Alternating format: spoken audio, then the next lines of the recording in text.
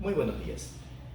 Les invito en primer lugar a analizar cuáles son las actividades diarias que ejecutamos con frecuencia y que de esa cantidad de actividades logremos definir cuántas de ellas hacemos en modo automático, es decir, actividades que no pensamos para ejecutarlas, como por ejemplo, cuando llegamos a un lugar y saludamos, cuando nos ponemos de pie porque vemos que una persona necesita el asiento, son acciones que, como son costumbres, no las pensamos para ejecutarlos.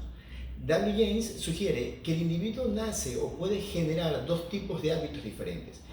Un tipo de hábitos que es innatos, hábitos con los que se nacen y que son parte de la naturaleza propia del individuo, y otro que son los educables, es decir, aquellos hábitos que él va formando en el día a día y con la práctica en su vida cotidiana. Estos, según W. James, indican o van formando las virtudes y los valores. Él indica que tanto las virtudes como los valores son parte de las rutinas. Indica incluso que si alguien ejecuta una actividad continua y seguida durante 21 días, esto ya pasa a formar parte de su yo interno y afecta inclusive la moldeabilidad cognitiva del cerebro. Es decir, que pasa a formar parte inconscientemente del accionar diario de la persona. Entonces, cuando usted llega a un lugar, se acostumbró de pequeño a saludar, entonces obviamente ya de adulto llega al lugar adecuado y simplemente saluda, sin pensar o analizar a quién saluda o por qué debe saludar. Obviamente hay una diferenciación si usted se encuentra con alguien con quien tiene más afecto o con quien no concuerda en algún criterio, pues las formas de saludos van a ser diferentes. Pero si llega a un lugar donde la gente no tiene nada especial, simplemente saludará como algo automático, porque es algo que ya se ha vuelto una costumbre, un hábito en su día a día. W. James sugiere que los sentimientos se pueden conocer por medio de los hábitos. Sin embargo, aquí viene la parte opuesta, es decir, hasta allí es comprensible y hasta cierto punto es entendible y creíble. Muchas de las cosas que ejecutamos diariamente, tanto en virtudes como en valores, y que demuestran quizás valores, son reflejos simplemente de una respuesta condicionada a algo. Es decir,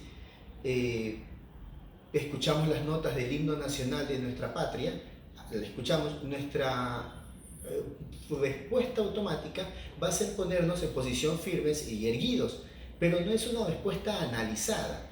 Podrá representar quizás un valor. Usted va a decir, esa persona que se yergue y se pone firmes al escuchar el himno es una persona que tiene un valor cívico bastante alto. Sin embargo, quien lo hizo no tiene conciencia específica de que lo ha analizado o no llega a un análisis para poder hacerlo, simplemente lo ha hecho de forma automática. Entonces, aquí vienen las críticas a la propuesta de W. James, que indica que no se puede considerar ese hecho automático como un valor, que el valor y la virtud de una persona es ya un compromiso más interno, cuando el individuo logra interiorizar el por qué está ejecutando alguna actividad. Es decir, el individuo que llega a un lugar y saluda de forma automática no tiene la misma gama de valores o la misma capacidad de virtud que un individuo que llega a un lugar y saluda porque sabe que es parte de su formación como persona educada. Entonces, W. James sugiere la cuestión de los hábitos en relación a las virtudes y los valores, y es relativamente cierto, pero en la parte simplemente de condicionamiento conductual.